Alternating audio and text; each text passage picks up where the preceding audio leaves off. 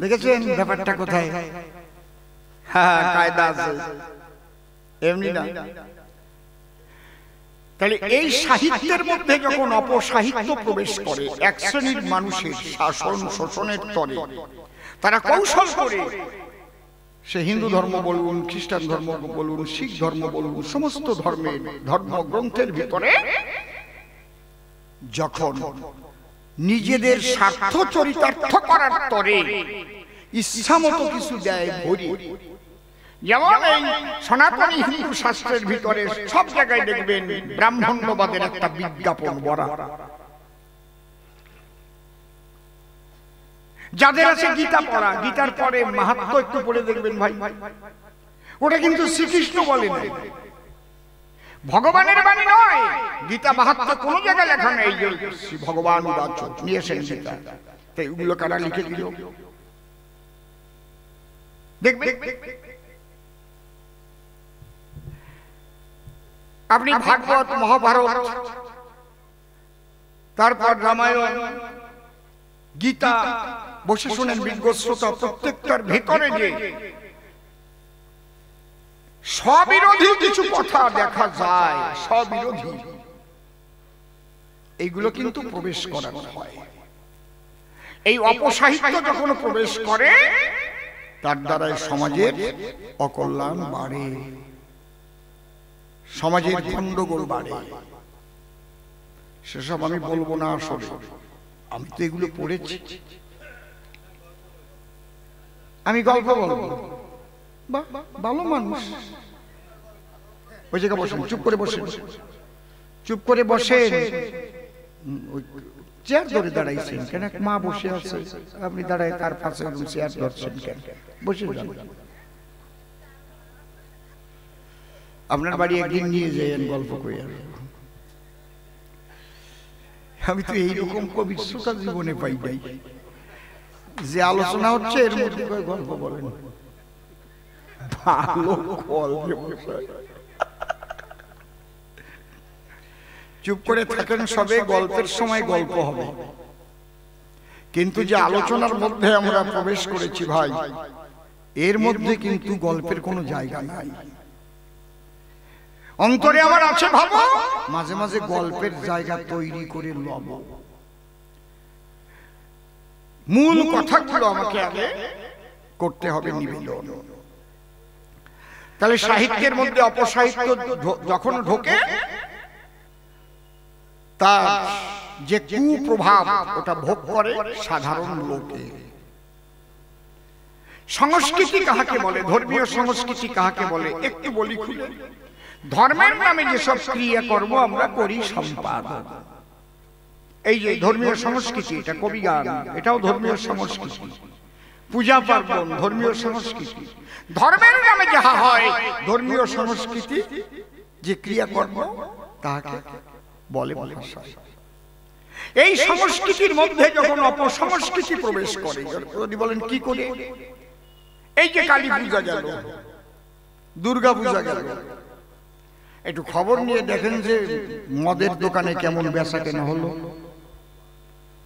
কি বোঝা যায় দেখে ছাই, মদের দোকানে বিরাট লাইন, দেখেছেন? তাহলে কালী পূজা করতে গেলেই কি মদ খেতে হয়? দুর্গা পূজা করতে গেলে কি মদ খেতে হয়? বিসর্জন দিতে গেলে কি মদ খেতে হয়? মা বাবা মরে গেলে শ্মশানে নেবার সময় কাঁধে তুলে কি মদ খেয়ে যেতে হয়? অপসংস্কৃতি কে ঢুকিয়েছে? এর দ্বারাই সমাজ উচ্ছন্ন যাচ্ছে। ওরে ডিজে বাজায় রে, মাইকে বাজে ওলে ওলে, আর কার যে কোন জায়গায় জ্বলে আসছে বছর আবার হবে কালী মাইকে, আর জয় বলতে পারলো না, ঠাট হয়ে পড়ে গেছে।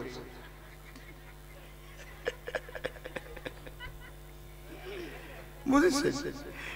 এই গল্পটা মনে পড়িছে এইবার এসে গেছে, দেখেছো কোপে এসে গেছে। তুমি বললি হবে নাকি? তুমি বলিয়ে দেবা, তারপরে আমি বলবো। বাহ গুরু মশাই আমার। এক জাহাজে বিভিন্ন ধর্মের লোক যাচ্ছে, জাহাজের তলা ফুটো হয়ে গেছে একদম। তখন ওই বিপদ ভেরি যেটা সাইরেন,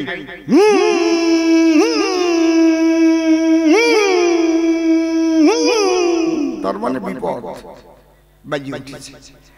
যারা মুসলমান, ই আল্লাহ আল্লাহ আল্লাহ আল্লাহ লা ইলাহা ইল্লাল্লাহ মুহাম্মদ রাসূলুল্লাহ। যারা খ্রিস্টান তারা গড গড গড, ও মাই গড, ও মাই গড, ও মাই গড। যে কোনোদিন কয় নাই সেও আজকে কয়, মৃত্যু ভয় কয়। আর হিন্দুদের মধ্যে কালী ভক্ত যে জয় মা কালী রক্ষা করো, জয় মা কালী। যে কৃষ্ণ ভক্ত হরে কৃষ্ণ হরে কৃষ্ণ, হে ঠাকুর। যে হরিচন্দ্রের ভক্ত হরি বল, জয় বাবা গুরু চাঁদ, জয় বাবা হরিচাঁদ। বুঝতে পারছি? এখন এই হিন্দুদের সব ভগবানরা মিটিং করতেছে, কেডা যাবা? কালীরেও ডাকতেছে, শিবরেও ডাকতেছে, কৃষ্ণরেও ডাকতেছে, হরিচন্দ্রেও ডাকতেছে, যাবে কিনা? সবাই মিটিং করে কয় গণেশ রে পাঠাও, পেট টেট মোটা আছে। গণেশ যাইয়ে জাহাজের উপরে নাচা আরম্ভ করেছে, ওই মোটা পেট নিয়ে আর হাতে নাচতেছে। বুঝতে পারছি? আর ডিজে একটা সাথে করে নিয়ে গেছে।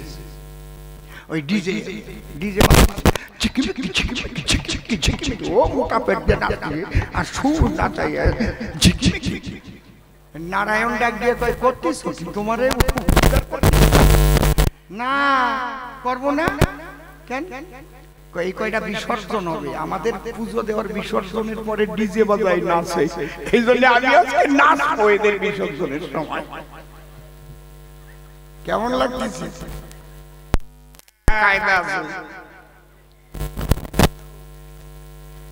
মা যাবে বিদায় নিয়ে, সেখানে আনন্দ করবো মদ খেয়ে, দুপোটা চোখের জল দিয়ে মায়ের রাতুল চরণে করো নিবেদন। মা বিশ্ব মানবের কল্যাণের তরে, হে দুর্গতিনাশিনী দুর্গা, প্রার্থনা করি তোমার পদনখরে মা সবার মঙ্গল করো। এই তো আমাদের সনাতনের কথা, সর্বতে সুখিনো সন্তু, সর্ব সন্তু নিরাময়া। মা সবাই সুখে থাকুক, সবাই নীরব থাকুক। মা বাবা মরে যাবে। আমার মনে হয় আপনাদের এই জায়গায় এখনো মানুষ পোড়াতে গেলে মদ টদ খায় টাই না, কি এই জায়গা ওই ব্যারাম আইছে নাকি? ভাবছিলাম এই কল্যাণ গড্ডা ভালো আছে, এই জায়গাও আছে। অন্তত যে কয়জন কবিগান শুনতে আসছেন এই কয়জন বর্জন করবে। আমি অসীম সরকার, আবার বাবা মারা গেল, আমি পরিষ্কার বলে দিয়েছি যারা মদ খাবে তারা কেউ যাবে না। দরকার হলে কাউকে লাগবে না, আমার আমি একা যাব।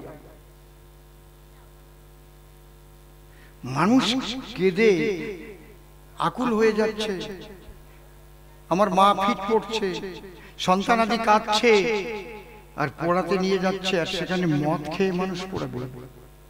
এটা হয়? বলি সবার সংস্কৃতি, এগুলো অপসংস্কৃতি। মা কালীর দ্বারে পাঠা বলি দেওয়া হয়। কে বলেছে? কোথায় লেখা আছে দেখান তো আমায়। পাঠা বলির কথা যোগশাস্ত্রে লেখা আছে, কিন্তু সেই পাঠা নয়। দেহের মধ্যে ৬টা পাঠা দিবানিশি ঘটায় লেখা কাম, ক্রোধ, লোভ, মোহ, মদ, মাৎসর্য যারে কয়।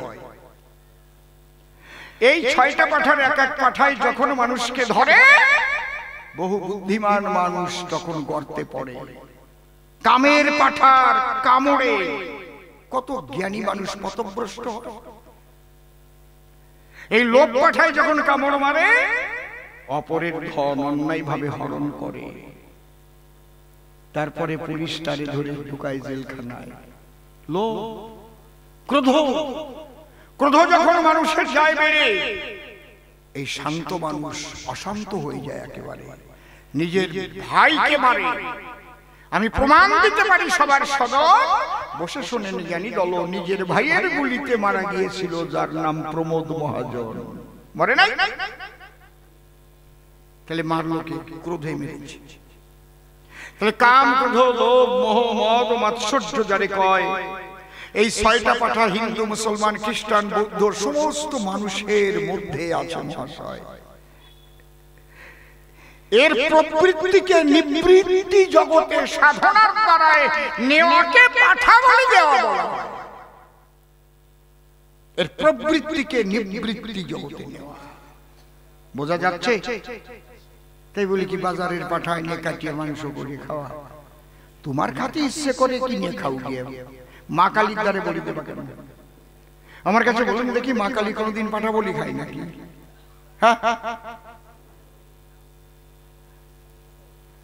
দিনের নবী হযরত মুহাম্মদ যিনি কোনোদিন মাছ মাংস খেতেন না, তিনি নিরামিষাশী ছিলেন। তার জীবনী পড়ে দেখুন, আমার কাছে আছে মুহাম্মদের জীবনী। আল্লাহ কি গরু খায়? ভারতবর্ষের বাইরে কোন ইসলাম কান্ট্রিতে কি কোরবানিতে গরু দেয়? দেখাতে পারবে? দুম্বা কোরবানি হয় কেন? কোথা থেকে এলো? দেখেন কিভাবে অপসংস্কৃতি ঢুকে ঢুকে সমাজটাকে শেষ করে পড়েছে। কোরেশদের সঙ্গে নবীজির যখন যুদ্ধ হয়েছিল, একবার না 13 বার যুদ্ধ হলো। হীরা পর্বতে যখন তার কয়েকজন সাহাবীদের নিয়ে তিনি করেছিলেন পলায়ন, ওখানে ক্ষুধায় আর বাঁচে না জীবন। তার সাহাবীরা তারে কয়, সাহাবী মানে ভক্ত শিষ্য, নবীজি খিদের জ্বালায় পরাণ যায়। নবীজি বলে, কথা লবা, চোখের সামনে যা পাবা তাই কেটে খাবা। একটা বন গরু যাচ্ছিল, ওইটাকে ধরে এনে কেটে রান্না করলো। বলল, নবীজি তুমি যদি না করো গ্রহণ, আমরা গ্রহণ করতে পারি না এখন। তখন নবীজি কি করলো? হাতের আঙুলে 7 পাল্লা কাপড় তাই পেঁচাইয়ে একটু ওই মাংসের উপরে শুয়ে দিয়ে কাপড় খুলে ফেলাই দিয়ে একটু আঙুল চুষেছিল। ওনার জীবনীতে লেখা আছে। দেখেছেন কিভাবে অপসংস্কৃতিকে ভরে গেছে? না এমনি তুমি খাও খাও গিয়ে, আমি সে জায়গার কথা বলছি না, কিন্তু কে পাঠার মাংস খাবে, কে কিসের মাংস খাবে, কে গরুর মাংস খাবে, ওই জায়গা আমার কোনো কথা নাই।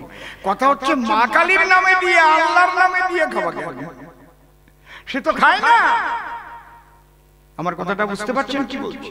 সে তো এইসব পশু বলি, নর বলি, এগুলো তো চায় না। সে চায় প্রেম, প্রীতি, ভালোবাসা।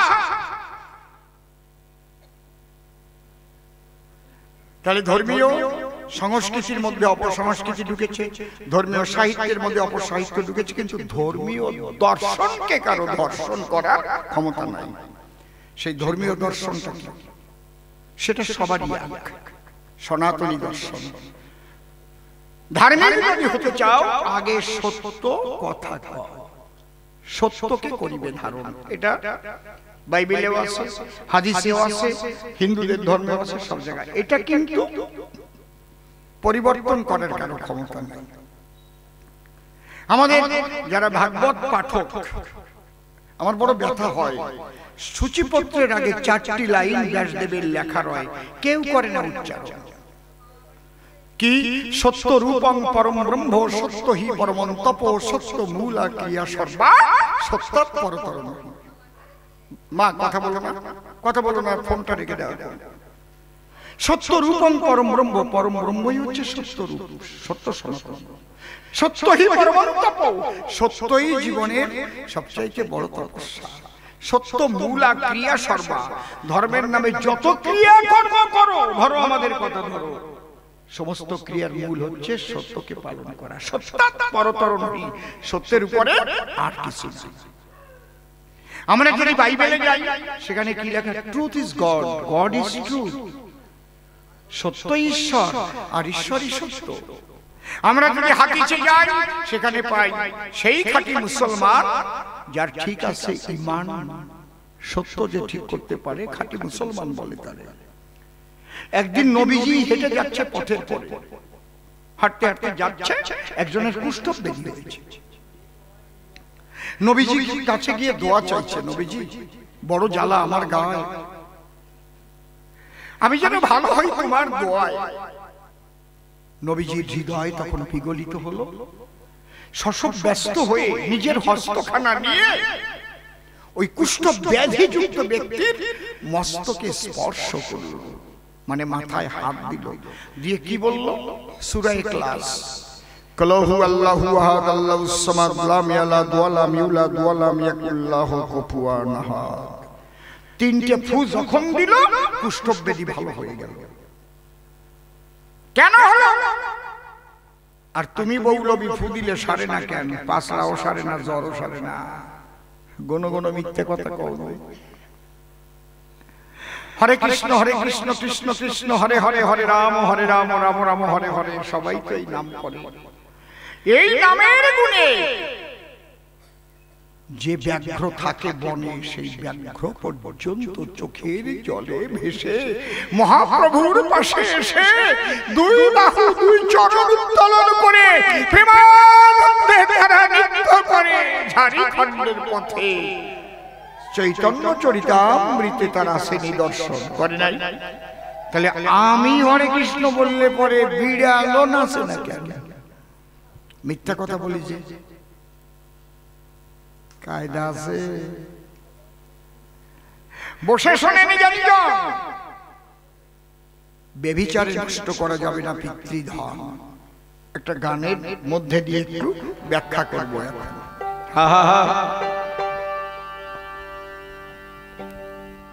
সনাতনের তত্ত্ব কথা শোনো বিশ্ববাসীগণ,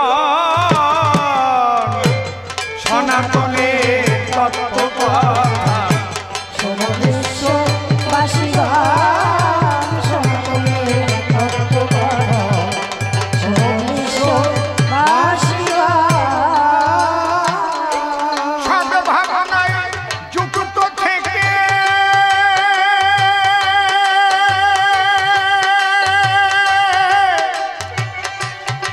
সদ্ভাবনায় যুক্ত থেকে আগে রক্ষা করো পিতৃধন। সনাতনের তত্ত্ব কথা শোনো বিশ্ববাসীগণ, সনাতনের তত্ত্ব কথা শোনো বিশ্ববাসীগণ। সদা কহ সত্য বাক্য, মনে মুখে রাখো ঐক্য, নিজে হয়ে কর্মদক্ষ, কর্তব্য করো পালন।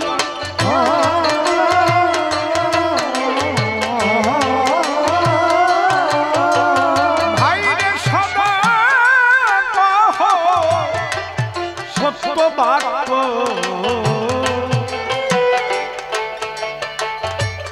মনে মুখে রেখো ঐক্য, নিজে হয়ে কর্মদক্ষ, কর্তব্য করো পালন।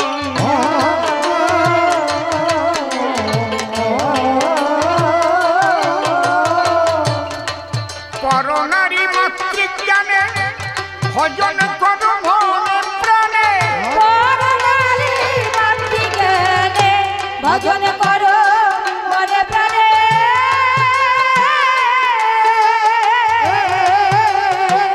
হরে পরনারী, পরনারী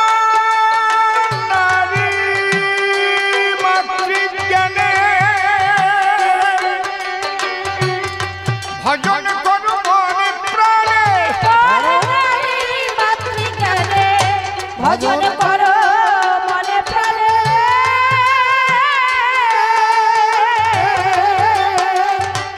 সতত রেখো স্মরণে, সতত রেখো স্মরণে শ্রীগুরুর ওই শ্রীচরণ। সনাতনের তত্ত্ব কথা শোনো বিশ্ববাসীগণ, সনাতনের তত্ত্ব কথা শোনো বিশ্ববাসীগণ। ধর্ম প্রভু নয় রে ভিন্ন, মালা টুপি বহির চিহ্ন, হিংসার পথ অতি জঘন্য, সকলে করো বর্জন।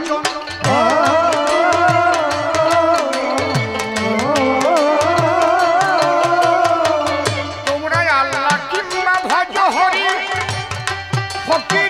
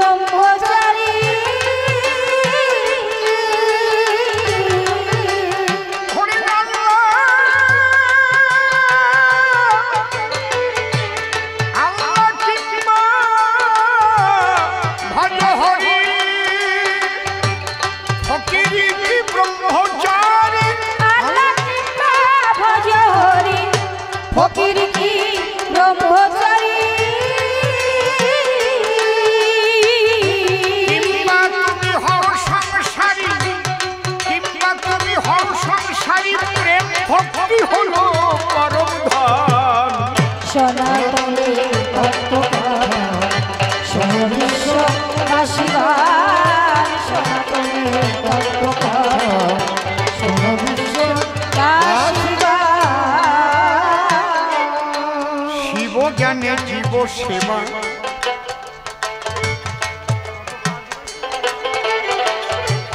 যে যতটুকু পারো দেবা, শিব জ্ঞানে জীব সেবা। যে যতটুকু পারো দেবা, না পুজিলেও দেবী দেবা, হবা প্রেমের মহাজন।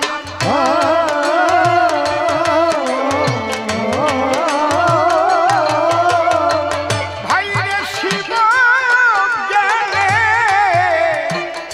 শিব জ্ঞানে জীব সেবা।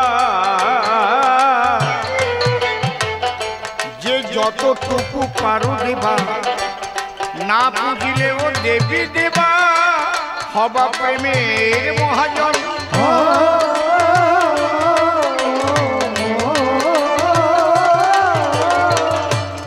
মাতা পিতার চরণ তলে পূজা দিও ভক্তি ফুলে।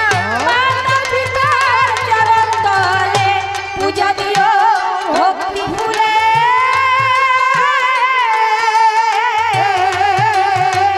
তোমরা মাতা পিতা,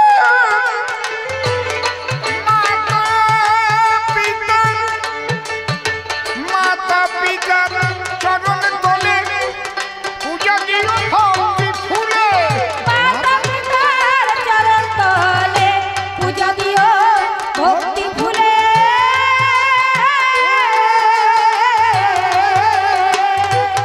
অধম সীমিতে দেবনে আমার হলো না সাধন ভজন।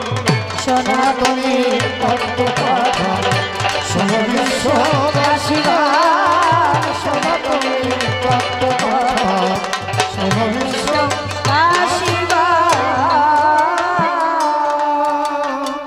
লয়ে নিজ নারী ব্রহ্মচারী সচ্চরিত্র রবে। হাতে কাম মুখে নাম সদা সত্য কথা কবে। পরসতী পরপতি কভু না স্পর্শিবে।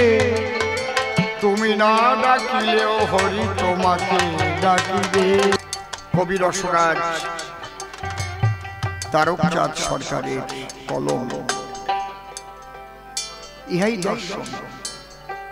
তুমি মুসলমান হও, যে যাই হও না কেন, হিন্দু হও খ্রিস্টান হও, এটা একটা মত পথ হতে পারে। ধর্ম কিন্তু এক সনাতন। সমস্ত ধর্মের একটাই দর্শন। দর্শন পরিবর্তন করার কারো ক্ষমতা নেই।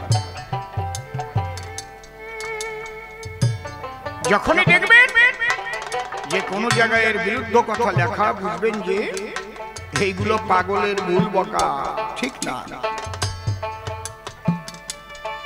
আলোচনা করলে বহু আলোচনা করা যায়, কিন্তু সব আলোচনা বর্তমান আমার মুখে শোভনীয় নয়। বর্তমান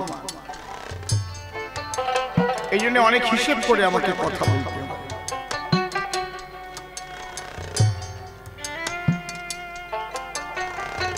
তাহলে মানুষের ধর্ম মনুষ্য।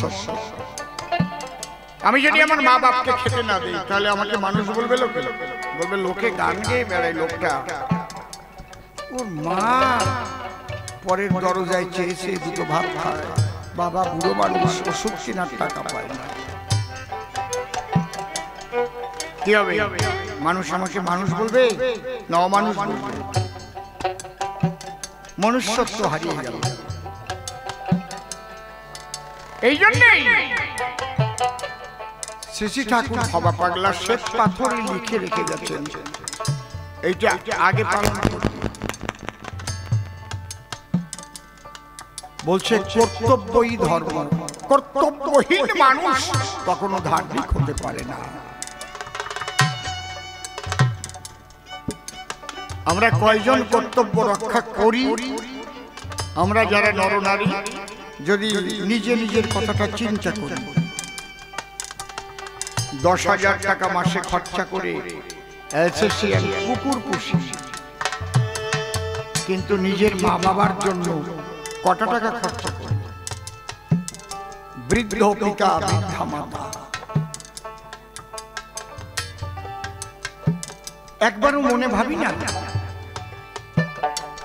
যে ওই মায়ের গর্ভে আমি জন্ম নিয়েছিলাম, মা আমাকে গর্ভে নিয়ে কত কষ্ট করে চলাচলতি করত, তারপরে সব বেদনা সহ্য করেছিল মা, কত রক্তক্ষরণ হয়েছিল, সমস্ত ব্যথা ভুলে গিয়েছিলেন আমার মা যখন আমি প্রসবের পরে ডাক্তারবাবু বা ধাত্রী মা মায়ের কোলে দিয়েছিল আমাকে। আমি তো সেই খোকন যে মায়ের কোলের মধ্যে কত প্রস্রাব করেছি, মা খেতে বসেছি, সেখানে পায়খানা করেছি, মা তো আমাকে ফেলে দেয়। মায়ের স্তন সুধা পান করেছি। তুমি ঘোষের কাছে চাও তো যে আমারে 1 মাস দুধ দাও, টাকা দেব না, কোনো ঘোষ তোমাদের দুধ দেবে না। দেবে দেবে কি বিনা পয়সায় দুধ দেবে? তাহলে তুমি যে মায়ের স্তন সুধা পান করেছে তার ঋণ তো কিছু দিয়ে শোধ দিতে পারো না। তুমি পারো কি মানুষ?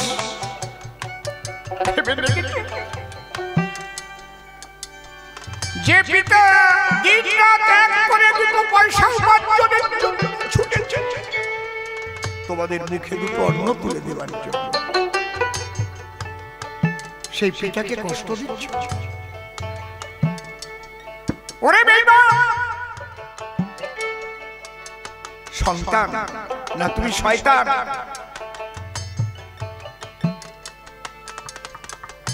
কোন পূজায় কিচ্ছু হবে না, ওই রাম নাম, আল্লাহ নাম, কৃষ্ণ নাম, কালী নাম, গড নামে কিচ্ছু হবে না যদি মা বাবা সন্তুষ্ট না হয়। লিখে নিতে পারে। আমাদের কবি গানের আগে এক মা বক্তব্য রাখছিলেন, তিনি শিক্ষিকা মনে হয়, খুব ভালো কথা বলছি, আমি শুনছিলাম। তবে তিনি একটা কথা ভুল বলেছেন।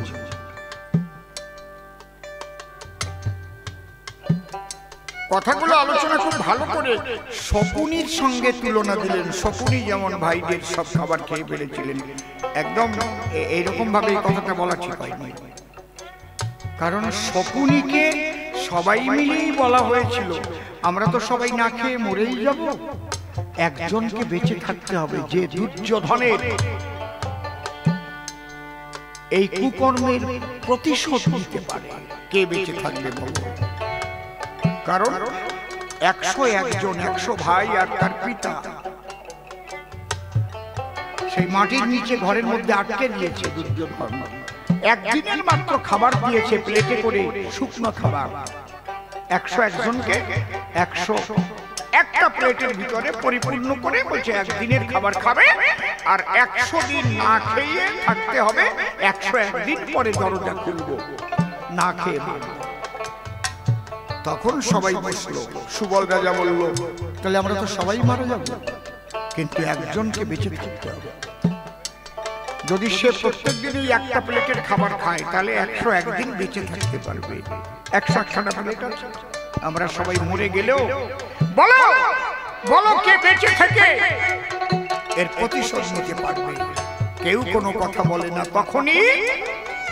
তখন 2 হাত জড়ো করে ভাসিয়ে 2 আঁখি লড়ে ডেকে বলে পিতার ধারে শকুনি বাবা, বাবা আমাকে আশীর্বাদ করো, আমি যেন আমার পিতৃ হত্যা, আমার ভ্রাতৃ হত্যার প্রতিশোধ নিতে পারি।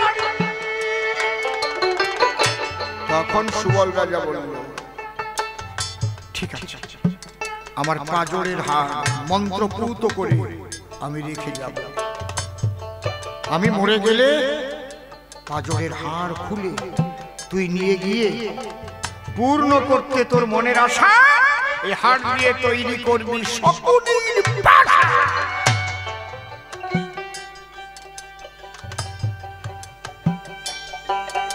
ওই পাশাই হবে কুরু বংশ ধ্বংসের বীজ। এই ঘটনাটা উনি আগের কথাগুলো খুব ভালো বলেছেন, যে আমরা মা বাবা সন্তানকে একা খাওয়া শিখাই, স্কুলে টিফিন নিয়ে গেলে বাড়ির থেকে বলে দিই কাউকে দিবি না, কিন্তু এই ছানাটুকু খেলে তোর শরীর ভালো হবে, আঙুর ফল দিলাম একা খাবি, কাউকে দিবি না, শেয়ার করবি না।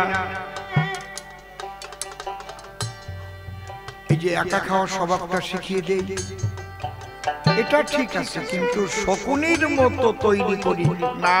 শকুনি আলাদা। শকুনির উদ্দেশ্য ছিল অধার্মিক দুর্যোধনকে ধ্বংস করা।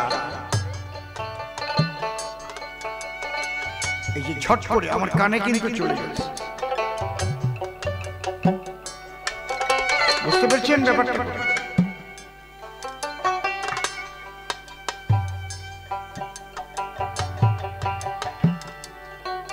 কে কোন উদ্দেশ্যে কি কর্ম করে আগে বোঝা প্রয়োজন।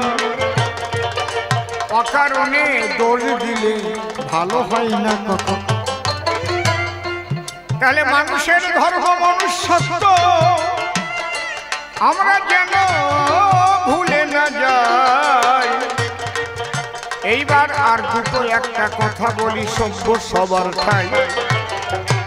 বলে আস্তিকবাদের মধ্যে কেন সাকার নিরাকার, এইভাবে গন্ডগোল দেখি জগৎ মাঝার।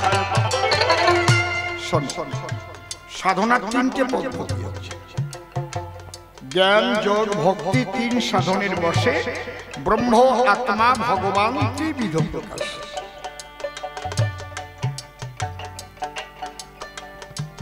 সবার সাধনার পদ্ধতি এক নয়, তবে একটা জায়গায় ভুল হয়ে যায়। কোথায়? যদি আমি বলি ঈশ্বর শুধু নিরাকার কিংবা আল্লাহ শুধু নিরাকার, এটা ভুল কথা। আবার আমি বলবো ঈশ্বর সর্বশক্তিমান, ছোট, আল্লাহ সর্বশক্তিমান। সর্বশক্তিমান যদি সে হয়, তাহলে সে যদি নিরাকারে শুধু থাকতে পারে, সাকার হতে না পারে, তাহলে একটা শক্তি তার কম পড়ে যায়। সাকারে নিরাকারে সর্বাকারে সর্বাধারে যে আছে বিরাজমান, তাকেই তো বলি আমরা সর্বশক্তিমান। আমি কবি গান গাইছি, আমি যদি রামায়ণ গাইতে পারি, নাম কীর্তন গাইতে পারি, বাউল গাইতে পারি, হরে কৃষ্ণ নাম গাইতে পারি, ক্লাসিক গাইতে পারি, বেহালা বাজাতে পারি, হারমোনিয়াম বাজাতে পারি, দোতারা বাজাতে পারি, বাঁশি বাজাতে পারি, ঢোল বাজাতে পারি, কাশি বাজাতে পারি, তাহলে আমাকে কি বলবে? অলেস স্কয়ার বলবে না? তাহলে অলেস স্কয়ার কিন্তু অত সোজা না।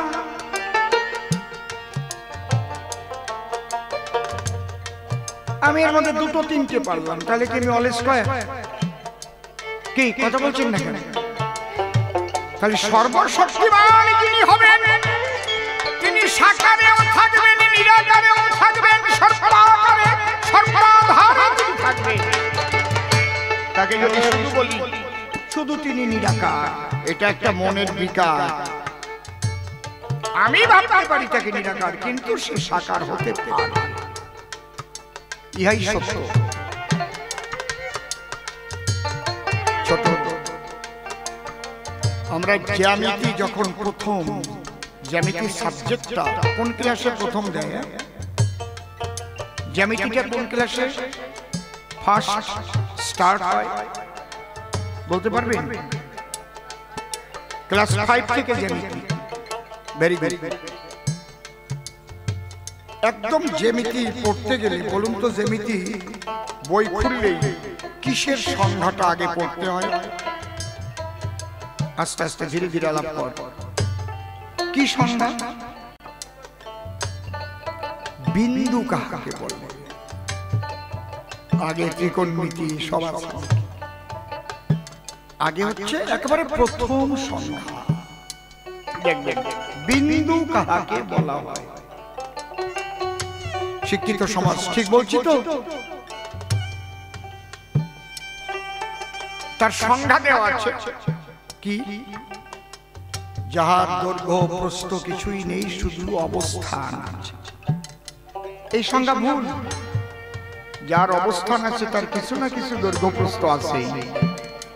যেমন আল্লাহ নিরাকার ভূত, তেমন এই বিন্দুর সংজ্ঞাও। কারণ ওই বিন্দুটা যে কত বড়, ওটা আচ্ছি কাজ দিয়ে ধরলেই দেখা যাবে কত বড়। তাই তার দৈর্ঘ্য প্রস্থ নাই।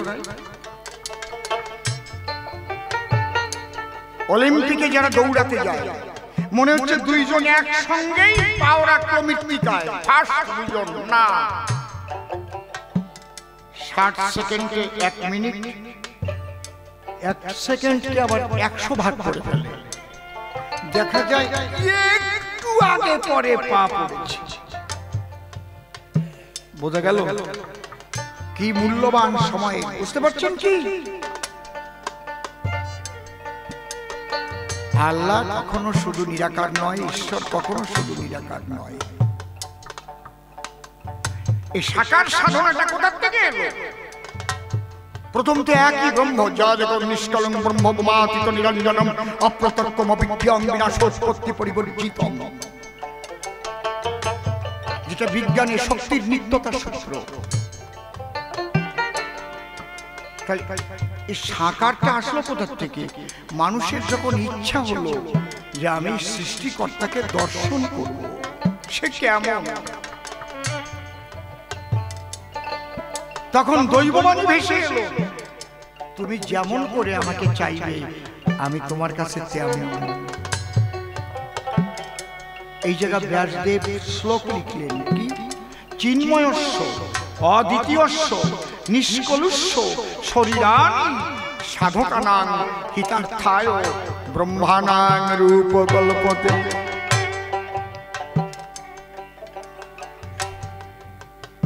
আমাদের শ্রদ্ধেয় দীপক বাবু মা এবং বাবা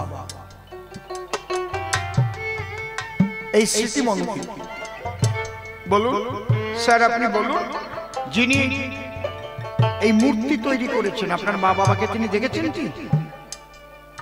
দেখেন, ছবি দিয়েছিলেন। ছবি দেখে তার মনের মধ্যে কিন্তু আগে মূর্তিটা নিয়েছে। এই মনের শক্তি যার যত বেশি হবে সে খুব সুন্দর করে তৈরি করতে পারবে। He is the greatest fighter who can control his own mind. যিনি কালী তৈরি করেছেন, যিনি কৃষ্ণ তৈরি করেছেন, যিনি শিব তৈরি করেছেন, তার 14 পুরুষ কালীকে দেখছে কিনা তাকে দেখেন। কল্পনার মূর্তি। আমি চেয়েছি আমি মাতৃরূপে তাকে দেখিতে চাই। কেউ ভাবে কৃষ্ণ রূপে পাবো, কেউ ভাবে শিব রূপে পাবো বলে আমি শিবের ভজন করব। মূর্তিটা তোমাকে গড়তে হবে, তুমি কোন রূপে চাও।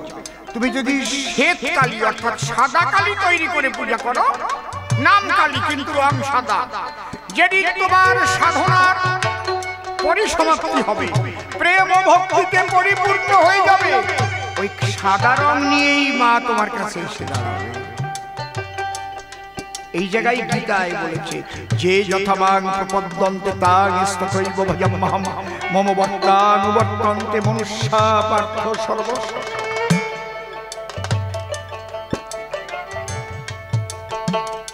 নিরাকারে শান্তি হচ্ছিল না,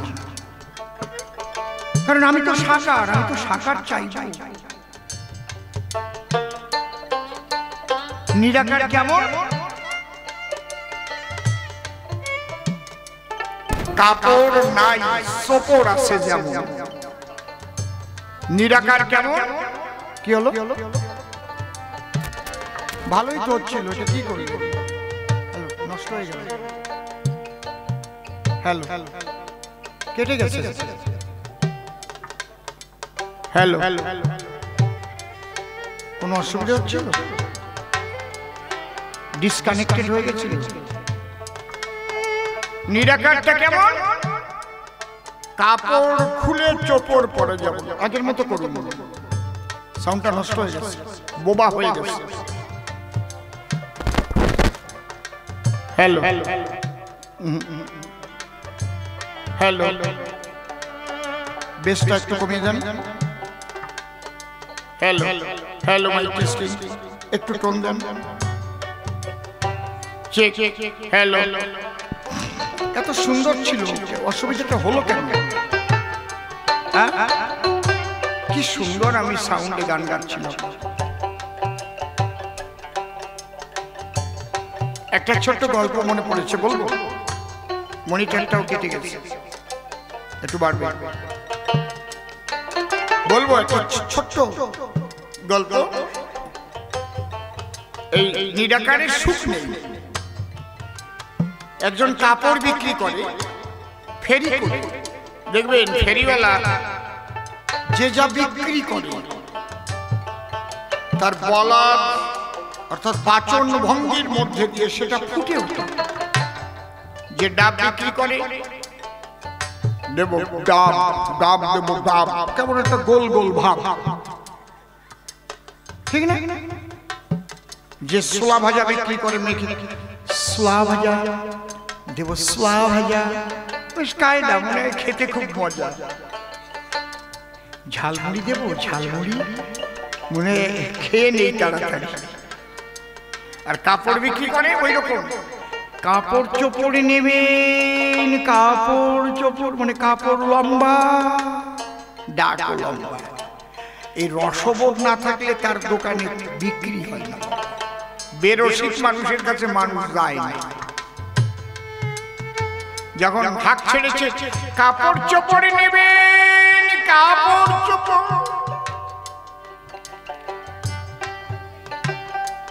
রাজা আর রানী দুজনে বসেছিল। সাউন্ডটা কেমন হয়ে গেল? হ্যালো হ্যালো হ্যালো, সাউন্ডটা সেই জায়গায় এলো না কিন্তু বাবা। ও বাবা, বাবা সাউন্ডটা কিন্তু সেখানে তুমি আর আনতে পারো না। চেষ্টা করো, আনলে ভালো ভালো লাগবে আমার। না এটা বেশি হয়ে যাচ্ছে, কোথায় দিচ্ছ? আমি একদম কত আনন্দে গান গাইছিলাম, এত সুন্দর মাই, কেন মাঝখানে এরকম হয়ে গেল বুঝতে পারলাম না। টিউন খুব সূক্ষ্ম জিনিস, একবার নড়ে গেলে সর্বনাশ। হ্যালো, তোর এই মনিটরটাও তো নেই মনে হয়। হ্যালো হ্যালো, জয় রাধে রাধে রাধে রাধে।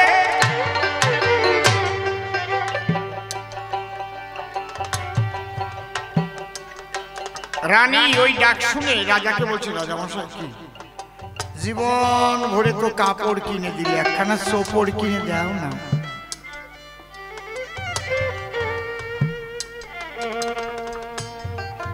দোকানদারকে ডাক দিয়েছে, দোকানি ভাই কি হাম্বিং হচ্ছে, হাম্বিং হচ্ছে। এই তোমার চোপড় কত করে? বলে চোপড় মানে? বলে তুমি এই মাত্র বললে না কাপড় চোপড় নেবে। আমরা কাপড় নেব না, চোপড় নেব। এখন ও দেখলো তো বিপদে পড়ে গেছে, কি করা যায়? বুদ্ধি খাটিয়ে বললো, রাজামশাই আজকে ভালো চোপড় নেই তো, রানীমাকে পরাবার মতো চোপড় আজকে নেই। আপনি কেমন দামের নিতে চাইছেন? বলে দাম কেমন আছে? বলে 50 লাখ টাকা থেকে দাম আছে। রানীমা বলছে আমি কম দামের নিতে চাই না, আমি 50 লাখেরটাই নেব। বলছে তাহলে অন্তত আমাকে 25 লাখ আগাম দিতে হবে। তাই বলে দেবে কেন? ঠিক আছে, তুমি তো আমার রাজ্যেরই, নাম ঠিকানা সব পরিচয় রেখে দিয়ে বলে 7 দিনের ভিতরে যদি তুমি সোপড় না দাও রানী মায়ের, তাহলে তোমাকে কিন্তু গর্দান হবে। ঠিক আছে, ও 25 লাখ টাকা নিয়ে গল্প গল্প, ওই যে উনি গল্প শুনতে চাইছে, বাড়ি চলে গেল। মনের দুঃখে খাটের পরে অমনি শুয়েছিল। গিন্নি গিয়ে ডাক দিয়ে বলে গো, তোমার মুখ মলিন কেন তাই? কি হয়েছে প্রাণনাথ আমি জানতে চাই। বাজে না কেন? কি হয়েছে?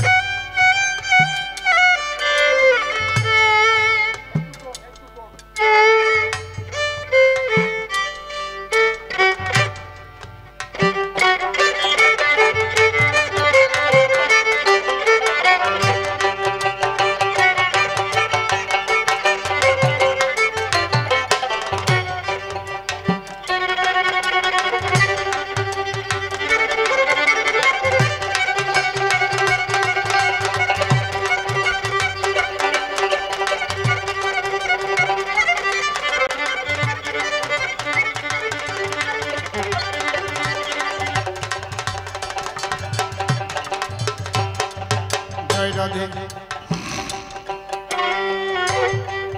বলছে এই নে 25 লাখ টাকা রেখে দে, আমি আর 7 দিন বাঁচবো, কারণ রাজা বলেছে 7 দিনের ভিতরে চোপড় দিতে না পারলে আমাকে গর্দান দেবে একদম মাটির নিচে। তাই বলে যে রাজা বোঝে না কাপড় থাকে চোপড় থাকে না, তুমি ভয় পাচ্ছ কেন? আমি যেভাবে বলছি তুমি সেইভাবে যাও। কিভাবে? বলে খালি একটা ছোট্ট সুটকেস কিনে নেবে, স্টিলের তৈরি করা, সবাই ভাববে ওর মধ্যে চোপড় আছে ভরা, এমন ভাবে খালি বাক্স নিয়ে গো তুমি রাজবাড়িতে যাবে, তালা দিয়ে বাক্সটা বন্ধ করা রবে। তুমি গিয়ে বলবে রাজামশাই সবচেয়ে দামি চোপড় তো, এই চোপড়ের একটা ধর্ম আছে। কি? এই চোপড় একমাত্র তিনিই দেখতে পারবেন যার মা সতী। কারো মা যদি এতটুকু কুকর্মে কখনো লিপ্ত হয়ে থাকে তার চোখে কিন্তু এই চোপড়টা ধরা পড়বে না। যাও গিয়ে বলবে মন্ত্রী মহাশয় থাকবে, রানীমা থাকবে, আপনিও থাকবেন, আমি চোপড় দেব। শিখিয়ে দিয়েছে স্ত্রী। বাক্স করে কিছু নাই তার ভিতরে। রাজবাড়িতে গেল, মন্ত্রী রাজা রানীমাকে ডাকি দিয়ে আনিল। রাজা মহাশয় নিবেদন পাইব, আমি চোপড় নিয়ে আসি, যে চোপড় পেলে রানীমা হবেন ভীষণ খুশি। তবে একটা কথা আছে, এই চোপড় তিনি দেখতে পাবেন যার মা সতী। অসতীর পুত্র কখনো কিন্তু চোপড় দেখতে পাবে না। এবার মন্ত্রী বসেছে, রানীমা বসেছে, রাজা বসেছে, তালা খুলে ডালা খুলে কিছু তো নাই, হাত দিয়ে মন্ত্রীর কাছে নিয়ে বলছে দেখুন তো চোপড়টা কেমন। মন্ত্রী চেয়ে দেখে তাই কিছু নাই। তাহলে কি আমার মা কি অসতী ছিল নাকি? আর যদিও আমার মা অসতী থেকে থাকে জানাবো কেন রানী আর রাজাকে? মন্ত্রী বলছে বাহ চমৎকার চোপড়, চোপড় দেখে বড় শান্তি পেলাম। কাজ সারা। এইবার রাজার কাছে গিয়ে কাপড় বিক্রেতা কয় দেখুন তো চোপড় আপনার পছন্দ হয় কি না হয়। রাজা চেয়ে দেখে তাই কিছু নেই। তাহলে মন্ত্রী যখন দেখতে পেল মন্ত্রীর মা সতী ছিল, তাহলে আমার মা অসতী রয়ে গেল। কিন্তু কাউকে জানতে দেব না আমি গো। মনে আছে ভাবো মন্ত্রী যখন দেখেছে চোখে আমিও দেখিব। রাজা বলছে বাবা বাবা বাবা চোপড় আমার ভীষণ পছন্দ, খুব সুন্দর। এবার রানীর কাছে যাও। রানীর কাছে গিয়ে যখন চোপড় নিয়ে ধরে বলছে রানীমা এই চোপড় মন্ত্রীর পছন্দ, রাজার পছন্দ, বলো তোমার পছন্দ কিনা। এখন রানীমা চেয়ে দেখে তাই আসলে কিছু নাই। তাহলে কি আমার মা চরিত্রহীনা ছিল? রাজার মা সতী হয়ে যাবে, মন্ত্রীর মা সতী হয়ে যাবে, আর আমার মা অসতী হবে। রানীও বলছে বাবা বাবা বাবা কত সুন্দর চোপড় এনে দিলে গো, বড় ভালো লাগে। বিভিন্ন রঙের চোপড় দেখে হৃদয়ে আনন্দ জাগে। রাজা বলে রানী এবার তুমি আমার কথা ধরো, নিজের কাপড় খানা খুলে এবার ওই চোপড় খানা পরো। চোপড় পরা যাবে কি? চোপড়ে যেমন পরা যায় না, নিরাকারে তেমন আনন্দ হয় না, তাই সনাতন হিন্দু ধর্মের ভক্তিবাদের সাকার সাধনা রাধা কৃষ্ণ নিতাই গৌর রাম সীতা হর পার্বতী আমরা গড়িয়া মূরতি সাধনায় হই প্রতি।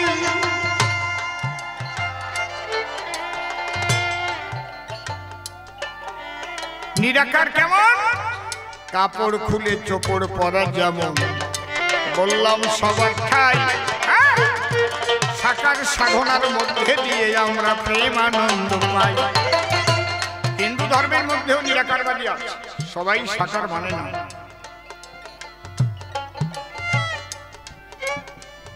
নিরাকারবাদীরা সবসময় একটু রূঢ় টাইপের, আর সাকারবাদ যারা পূজা পার্বণ সাকারে করে তাদের মনটা কোমল হয়। হরে কৃষ্ণ। নিরাকারবাদী যারা সন্ন্যাসী আমাদের মধ্যে প্রচন্ড রাগী। হ্যাঁ বলছি তো, আমি আমাদের কথা বলছি, বাকিদের কথা দিয়ে আমার দরকার নেই। এক কথায় নিরাকারবাদী যারা হয় তারা একটু রূঢ় টাইপের হয়, আর সাকারবাদী যারা প্রেম ভক্তি ভিক্ষা মাগে তারা পথের ধুলায় গড়িয়ে পড়ে একজনকে জড়িয়ে ধরে, দুই চোখের জলে ভেসে প্রেমানন্দে বলে একবার বদন ভরে হরি বল হরি।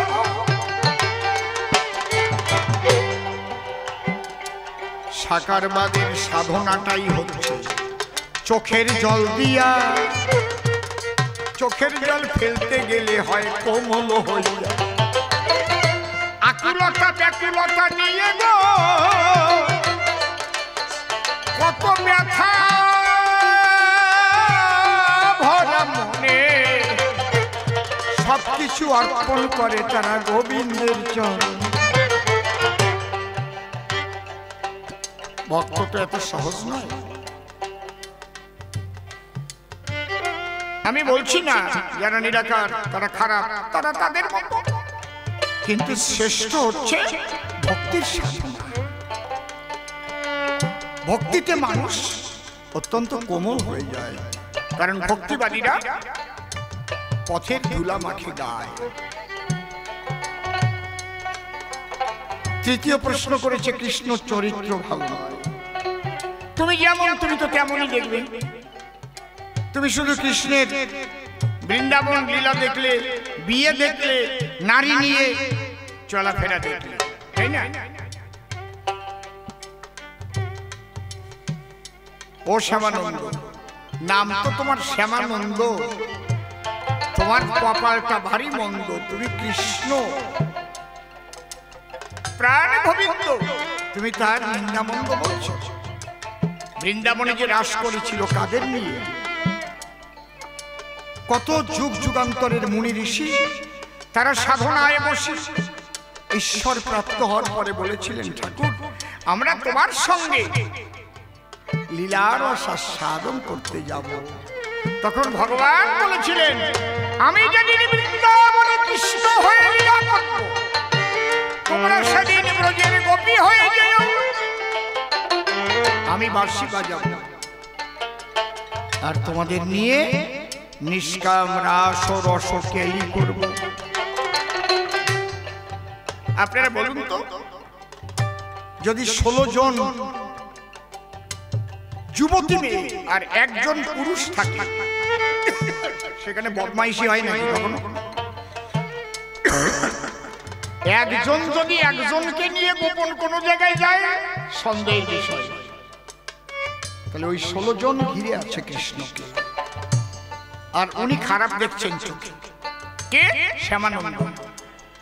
এর মনে ওরা চোখটা পাল্টানো দরকার। চোখ পাল্টালে হবে না, মন পাল্টাতে হবে। বুঝেছেন? কেন কৃষ্ণের ওই লীলাটি দেখলে না? একদম ছোট্ট সময় যে কৃষ্ণ পুতনা রাক্ষসীকে স্তন বিষ মেখে পাঠায়, এক টান দিয়ে পুতনাকে বধ করেছিলেন আমার কৃষ্ণ। করেন ওটা দেখলে না? যখন কৃষ্ণ বালক ছিল, গোচারণে গেল, সেখানে গিয়ে কালীয় নাগ দমন করেছিল। এটা দেখো নি, ওটা চোখে পড়েনি। বকাসুরবধ বকাসুরবধ তৃণাবর্তাসুরবধ কি না, ওটা দেখেনি। দেখেছে মেয়েদের নিয়ে রাস করেছে।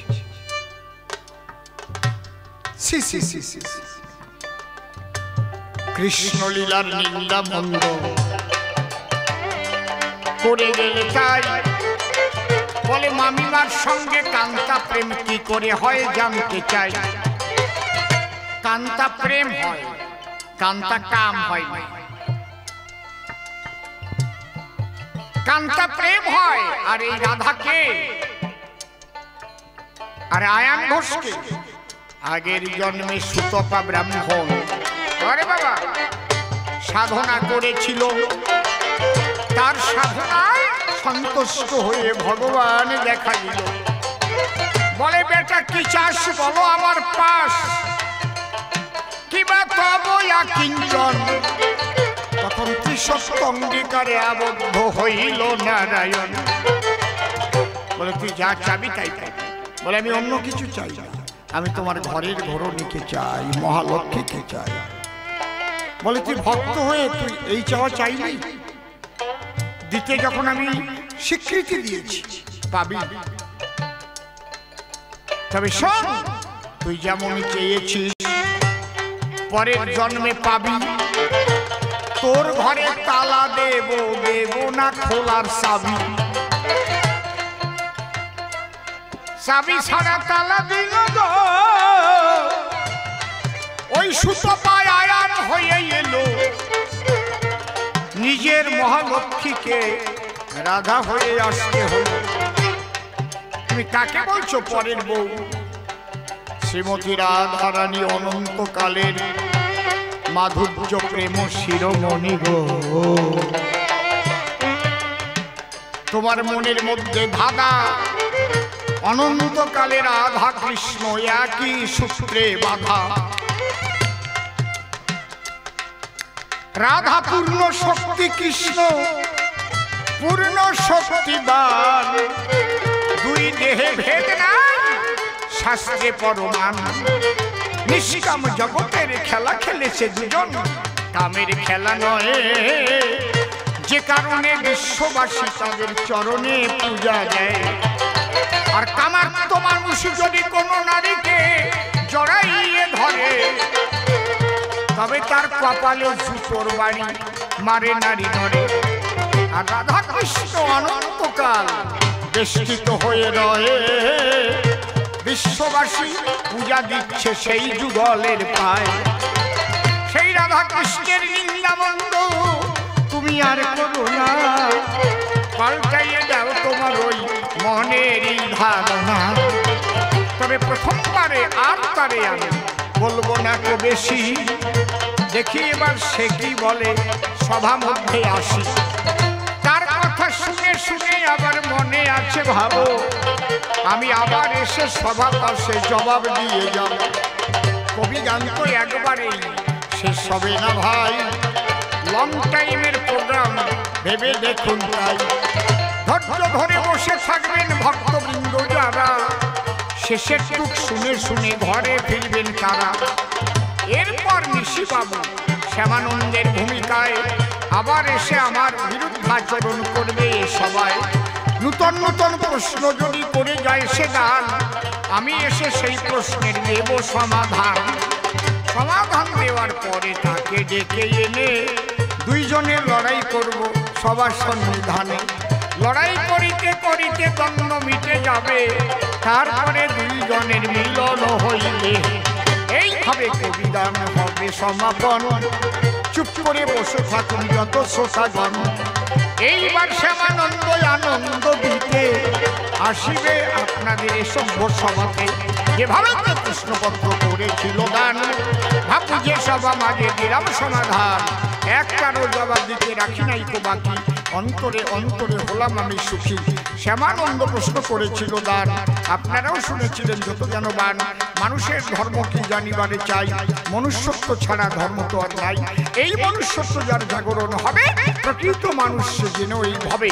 মনুষ্যত্ববিহীন যে অমানুষ হয় জানোয়ার বলে তারে গালাগালি যায়। হিন্দু মুসলিম এগুলো তো নাই, আমরা আগে মানুষ দেখতে চাই। প্রকৃত মানুষ যেন জগৎ যায় ভরে, তবেই তো শান্তি পাবে নারী নরে। আরো যে দুটো প্রশ্ন করেছিল দান, আমি এক এক করে দিলাম সমাধান। কেন বেশি কথায় আমি আর বলিবারে যাই, তারে বেশি বলে আমার আর প্রয়োজন নাই। এদিকে আছে কত ভক্তগণ বন্দনা করে যাই সবার চরণ, ওই ভক্তগণ দে আমার আশীর্বাদ করে তো দর্শক ভাব চলে যাবে দূরে। এই পর্যন্ত করি ক্ষান্ত রাধা কান্ত সরি, প্রেমানন্দে ভক্তবৃন্দে বলুন হরি হরি হরি বল, হরি বল, জয় ভগবান।